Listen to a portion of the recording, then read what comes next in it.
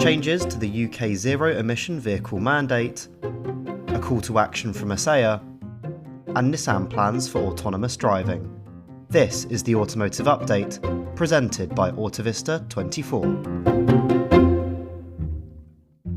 I'm ofthe24 journalist Tom Hooker, here with the latest edition of the Automotive Update. We're here to discuss some of the biggest automotive stories from the past week, including developments in the UK around all-electric vehicle targets.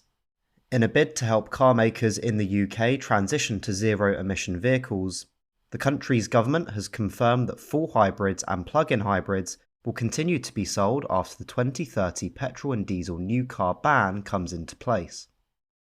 These hybrid models will be available until 2035, after which only new zero-emission vehicles or ZEVs will be sold.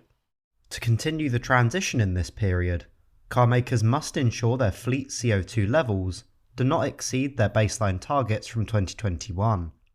The UK government has also made amendments to the country's ZEV mandate. While targets for ZEV sales have not changed, more flexibilities have been added. Car makers can now exchange any van credits for 2 car credits.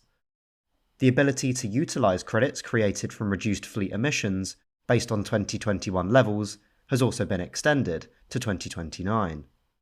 This flexibility has been capped, although this too has increased.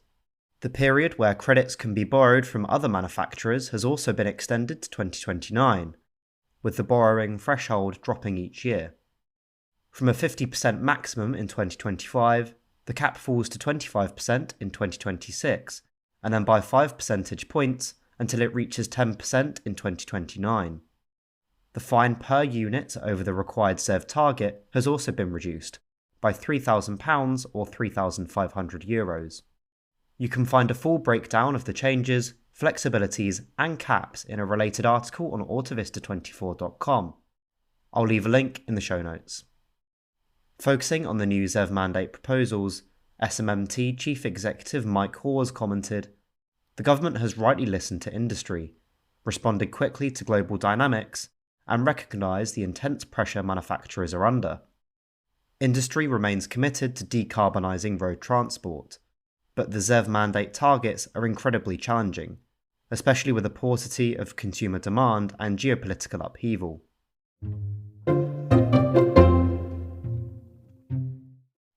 Automotive industry body ASEA has urged the European Commission to seek a constructive, negotiated resolution with the United States and avoid countermeasures that risk damaging European competitiveness.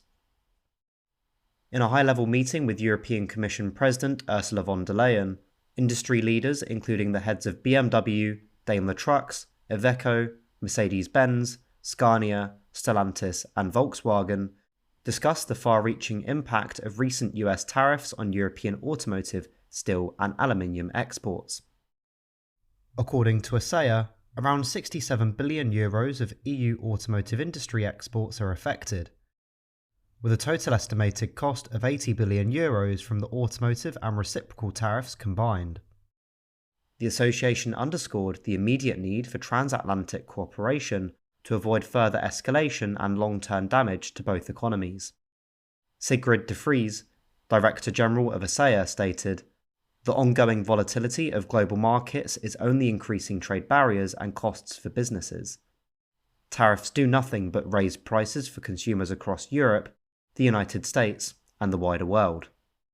Not only is it essential that European and American leaders urgently find a solution to the ongoing trade conflict, but it is imperative that the European institutions actively implement the Automotive Action Plan to enhance competitiveness, reduce costs, alleviate the regulatory burden, and strengthen European manufacturing.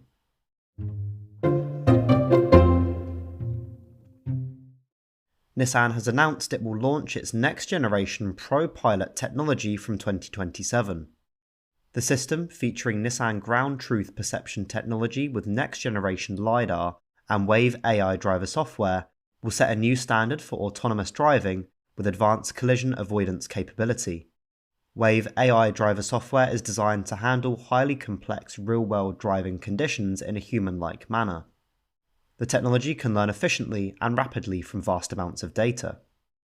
According to the Financial Times, The agreement with Nissan is a key milestone for Wave, as it aims to accelerate its international expansion after raising more than $1 billion from investors including SoftBank, Microsoft, and Nvidia last year.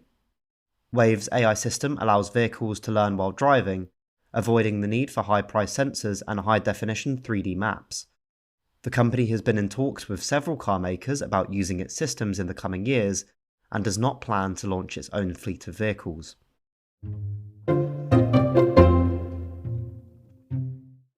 You can find detailed analysis of market trends, from vehicle registrations to new model residual value analysis, used car market performances and technology updates on autovista24.com.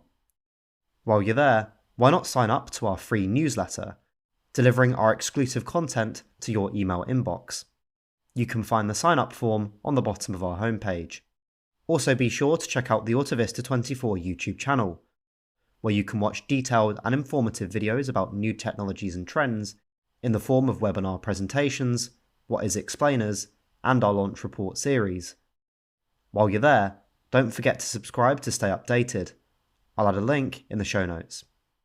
And of course, make sure to follow the Autovista24 podcast on whichever platform you listen on. We are hosted on Spotify, where you can log in and leave your thoughts on any of our episodes. Now, back to the roundup.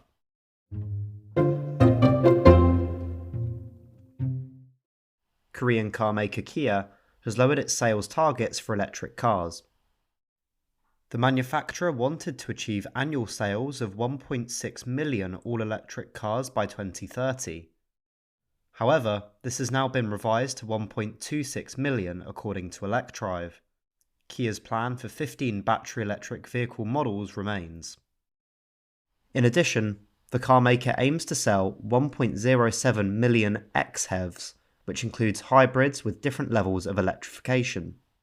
Kia is targeting a total of 2.33 million electric vehicles for 2030, although only just over half of these will be all-electric. Across all drive types, sales are expected to rise to 4.19 million units by 2030. 1.26 million BEVs would therefore correspond to an electric car share of almost exactly 30%. The carmaker stated that in major markets, the share of electrified model sales is targeted to increase to 86% in Europe, 73% in Korea, 70% in North America, and 43% in India. To achieve the electric targets, the product range of electric volume models is to be expanded. The EV3 and EV5 electric SUVs are to be launched in additional markets, while the recently presented EV4 will ensure additional sales. The EV2, which has only been shown in concept form, is to become a production model that complements the lower end of the range as a small electric car.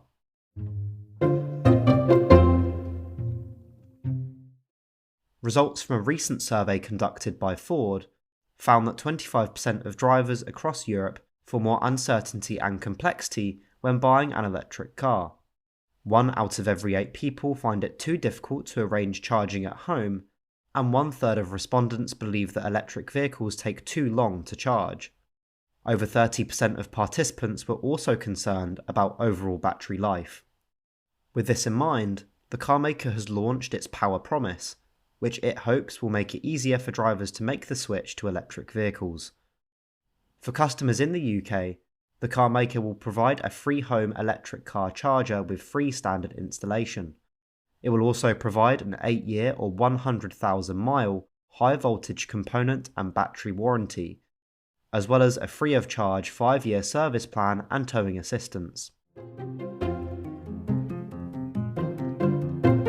If you would like to explore some of today's stories in more depth, head to the show notes and click the link to our companion article on Autovista24.